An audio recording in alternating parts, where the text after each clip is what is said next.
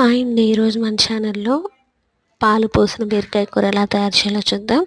ముందుగా బీరకాయ, టమాటా, ఉల్లిపాయ కట్ చేసి పెట్టుకొని ఒక ప్యాన్ తీసుకొని ఆయిల్ హీట్ అయిన తర్వాత అందులో తాలింపు గింజలు, ఉల్లిపాయ, కరివేపాకు, పసుపు వేసేసి మనం కట్ చేసి పెట్టుకున్న బీరకాయ, టమాటా ముక్కలు కూడా అందులో వేసేసి బాగా కలిపేసేసి కొంచెం ఉప్పు వేసిన తర్వాత బాగా బీరకాయ, టమాటా బాగా మగ్గపెట్టుకోవాలండి. బాగా మగ్గిన తర్వాత అందులోకి మన కారానికి సరిపడా మనం ఎంత తింటాం స్పైసీనెస్కి సరిపడా కారం వేసేసుకొని బాగా కలుపుకోవాలండి.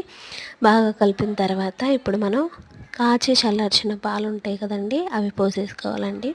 పాలు పోస్తే బీరకాయ కూర చాలా టేస్ట్గా ఉండిద్దండి. ఆ పాలు పోయటం వల్ల గ్రేవీ కూడా వస్తుందండి. బాగా పాలు పోసేసి ఒక 2 మినిట్స్ వరకు మూత పెట్టేసి బాగా ఉడికించాలండి. అలా బీరకాయ ముక్కలు అవన్నీ బాగా ఉడికిన తర్వాత పాలన్నీ కూడా కర్రీలో బాగా కలిసిపోతాయి కదండి. ఈలోపు మనం